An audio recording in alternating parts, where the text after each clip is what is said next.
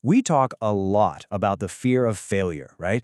But what if I told you there's a fear that's maybe even deeper, something we bump into every single day? I'm talking about the fear of silence. All right, let's get right into it. We're kicking things off with this core idea, the fear of stillness.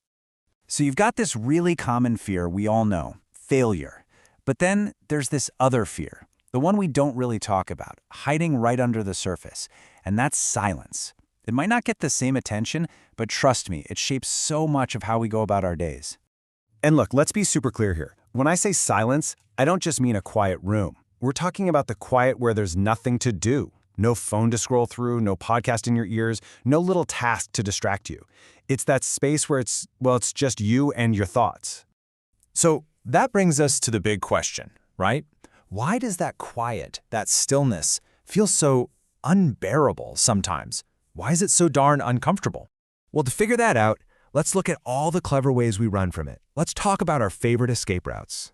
The material we're looking at has this fantastic term for it, existential activity.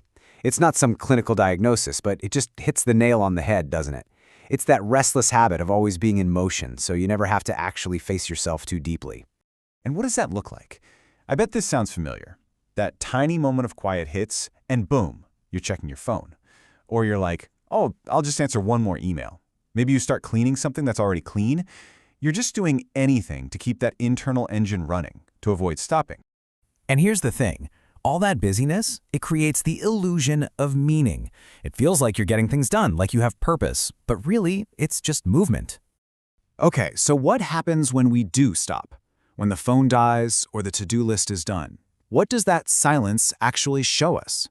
Because here's the secret. Silence isn't empty, not at all. It's revelationary. It's like a room where you've stored everything you didn't want to deal with.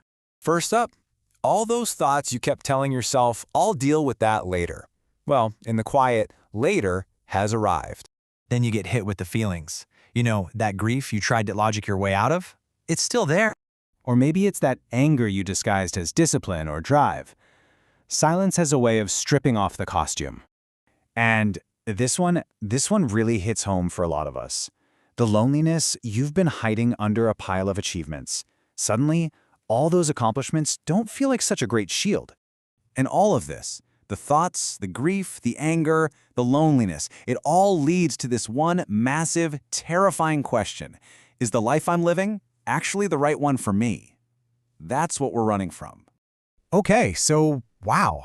If silence brings all that stuff up, what are we supposed to do with it? Let's talk about a different way to look at this. We're going to reframe silence not as an enemy, but as a mirror. And this is really the whole point. Silence threatens the fake stuff we've built up around ourselves, the story that we're always busy, always okay. It knocks down those false walls. But it also introduces you to what's actually real. So how do you actually do this? Look, it's not about becoming a meditation guru overnight. It's much simpler. Step 1, just admit that the fear is there. That's it. Step 2, when a quiet moment pops up, just stay with it, gently, just for a second. And step 3, start to meet whatever comes up without immediately judging it. And when you start doing that, even a little bit, something amazing happens. Silence stops feeling like an enemy you have to fight off. It becomes a mirror. It's just showing you what's already there. Not good, not bad, just true. And really think about it. Your truth, the real stuff, it usually doesn't show up in a crowd or when you're busy. It arrives in the pause.